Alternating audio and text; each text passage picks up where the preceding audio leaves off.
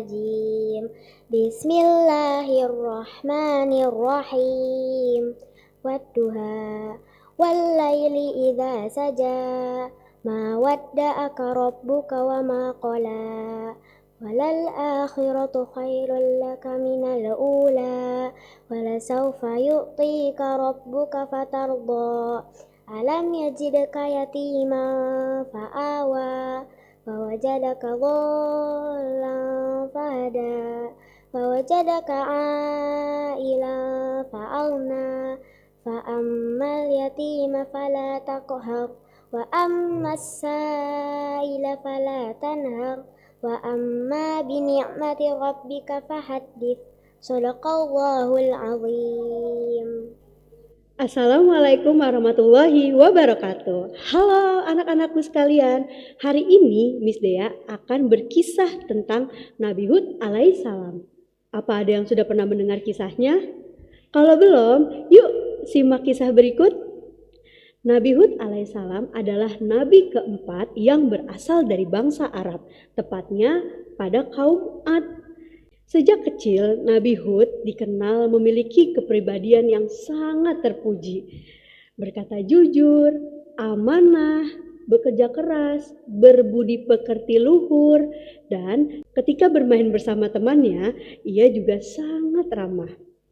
Allah Subhanahu wa Ta'ala mengutus Nabi Hud alaihissalam untuk berdakwah kepada kaum Ad agar meninggalkan kesyirikannya. Ya, jadi teman-teman tahu nggak siapa sih kaum Ad itu? Nah, kaum Ad sendiri itu dia adalah kaum yang tinggal di wilayah yang sangat subur, ya, tepatnya di Al-Ahqaf.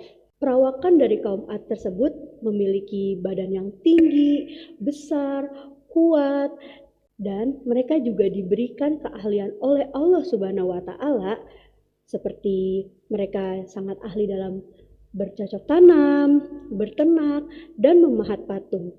Tetapi dengan hasutan dari setan, mereka membuat patung atau berhala mereka sendiri untuk disembah. Nah, dua berhala besar yang mereka buat itu ada Samud dan Al-Ahtar, ya. Jadi semua kemudahan dan kelebihan ini membuat mereka lupa dengan Allah Subhanahu wa Ta'ala.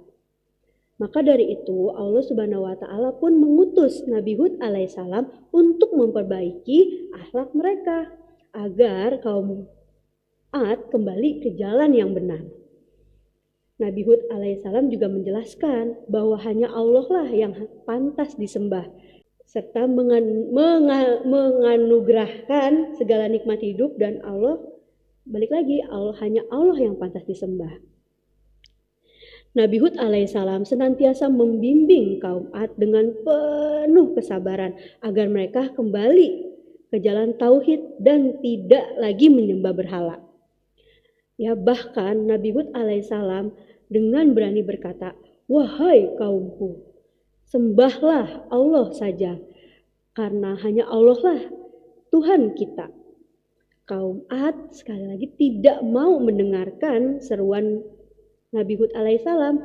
Mereka menganggap ajaran Nabi Hud dan perkataan Nabi Hud hanyalah perkataan karangan atau cerita bohong belaka. Nauzubillah min dzalik, ya teman-temanku sekalian. Mereka tidak mau meninggalkan berhala yang disembah, ya. Lalu Allah menurunkan 2 tahap azab kepada kaum Ad karena mereka tidak mau bertobat, ya. Tetapi Nabi Hud tetap dengan sabar membujuk kaum Ad agar bertobat kepada Allah Subhanahu wa Ta'ala. Anak-anakku sekalian, tahap pertama bencana atau azab yang diturunkan Allah Subhanahu wa Ta'ala kepada kaum Ad adalah bencana kekeringan yang sangat panjang. Akibat dari bencana kekeringan tersebut, kaum Ad dilanda kelaparan, ya, hewan ternak mereka mati, terus perkebunan mereka juga yang tadinya sangat berlimpah tidak bisa mereka nikmati lagi karena juga mati karena kekeringan. Sekali lagi Nabi Hud senantiasa selalu mengingatkan kaum Ad agar mau bertobat. Tetapi seperti biasa kaum Ad selalu tidak mau bertobat kepada Allah Subhanahu wa taala. Lalu yang kedua ya, tadi azab yang pertama kekeringan ya teman-teman. Nah yang kedua ini adalah peringatan yang sangat-sangat pedih azabnya ya. Jadi ketika Nabi Hud meminta kaum Ad untuk bertobat dan kaum Ad menolaknya, kaum Ad pun malah meminta diturunkan azabnya itu kepada Nabi Hud. Dengan sombongnya mereka bilang, kamu selalu bilang azab, turunkan saja azabnya. Nabi Hud pun dengan sangat-sangat sedih berkata, tobatlah wahai kaum Ad. Azab yang sangat pedih akan segera turun. Benar saja, lalu awan gelap turun di sekitar lembah kaum Ad tersebut. Kaum Ad mengira berhala-berhala mereka lah yang menjawab doa tersebut yang akan diturunkan hujan, tetapi mereka salah. Itu adalah azab yang diturunkan Allah Subhanahu wa taala.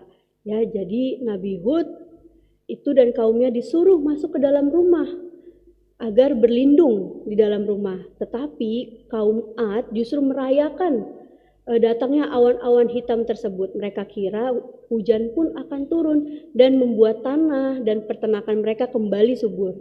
Ya, tetapi hal itu salah. Itu adalah badai dan azab. Mereka pun diazab selama 7 malam 8 hari, hujan dan badai tanpa henti. Serem banget ya anak-anakku sekalian. Nabi Hud dan pengikutnya selamat dari badai tersebut. Kaum Ad binasa dalam azab dan badai yang mengerikan tersebut. Ya, Nabi Hud dan para pengikutnya yang diselamatkan Allah Subhanahu wa taala pun pindah ke Hadramaut Yaman. Nah, itu ya anak-anakku sekalian, ya kisah dari Nabi Hud alaihissalam ya.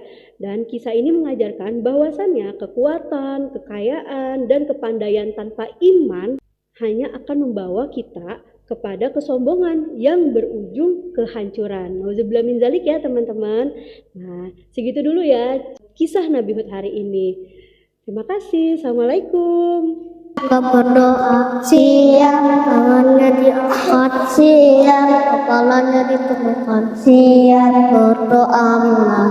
A'udzubillahi minasyaitonir rajim. Bismillahirrahmanirrahim.